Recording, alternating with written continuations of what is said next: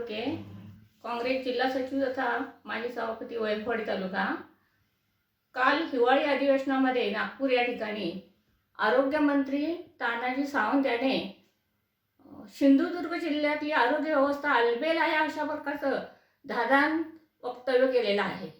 वास्तविक पाहता या ठिकाणची परिस्थिती फार गंभीर आहे। मोठमोठे बॅनर लावले जातात, 50,000पर्यंत उपचार फुकट, परंतु माझ्या जवळच इथे वैभववाडीचं ग्रामीण रुग्णालय आहे, त्या रुग्णालयाची परिस्थिती मी प्रत्यक्ष पाहते तर इथले बरेचसे जे पेशंट आहेत ते पुढे रेफर केले जातात। मग सरकारी दवाखान्याचा उपयोग काय आहे? ज्या योजना गोरगरिबांसाठी आहेत, महिलांसाठी आहेत, त्या महिला इथे तिष्ठत बसलेल्या असतात। स्टाफ पुरेसा नाहीच आहे, काही कॉन्ट्रॅक्ट बेसला आहेत, त्यांना पगार नाही आहे। अशा अवस्थेमध्ये आलेला पेशंट पुढे पाठवणे एवढंच काम हे रुग्णालय करत असतं। जिल्ह्यामध्ये जवळजवळ सर्वच ठिकाणी अशीच अवस्था आहे।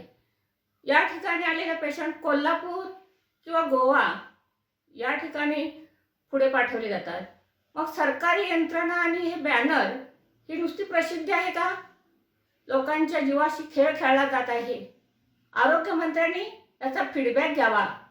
गेल्या 6 महिन्यामध्ये किती पेशंट आले, डिलिव्हरीच्या केसेस किती आल्या आणि त्यातली इथे किती प्रसूती झाली, किती जणांना याचा लाभ मिळाला आणि किती पेशंट पुढे रेफर केले। पुढे रेफर केलेले पेशंट असतात, त्यांना जाण्याचा खर्च किंवा त्यांची कुवत नसते, अशा वेळेला बरेचसे पेशंट दगावले जातात। इव्हन इथं सुद्धा ICU सारख्या चांगल्या व्यवस्था नसलेला किंवा प्रसूती तज्ञ कुणी नाही आहे या ठिकाणी। पोस्टमॉर्टमसाठी सुद्धा स्वतंत्र डॉक्टर नाही आहेत। स्टाफ मुळात अपूर्ण असल्यामुळे पेशंटची गैरसोय एवढंच इथे होत असतं।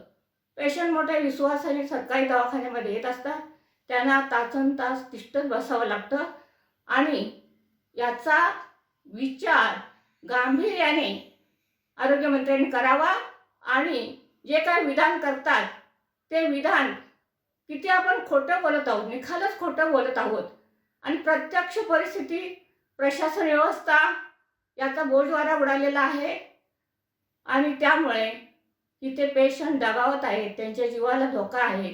प्रसूतीच्या ज्या महिला आहेत त्यांचे प्रचंड हाल होत असतात गोव्याला जाईपर्यंत किंवा कोल्हापूरला जाईपर्यंत आणि त्यांच्या घरची परिस्थिती नसते, म्हणून ही सरकारी यंत्रणा आहे।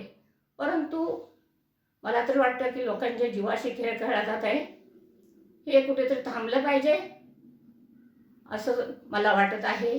या आरोग्य यंत्रणामध्ये चांगल्या प्रकारच्या सुधारणा झाल्या पाहिजे आणि आरोग्य यंत्रणा व्यवस्थित होऊन सर्व लोकांना या ठिकाणी उपचार कसे मिळतील याचा विचार करावा। आमचे दिवसभरातले सर्व अपडेट्स, ताज्या घडामोडी आणि थेट लाईव्ह पाहण्यासाठी सबस्क्राइब करा, लाईक करा कोकणचं नंबर 1 महा चॅनल कोकण 7 लाईव्हचं YouTube चॅनल।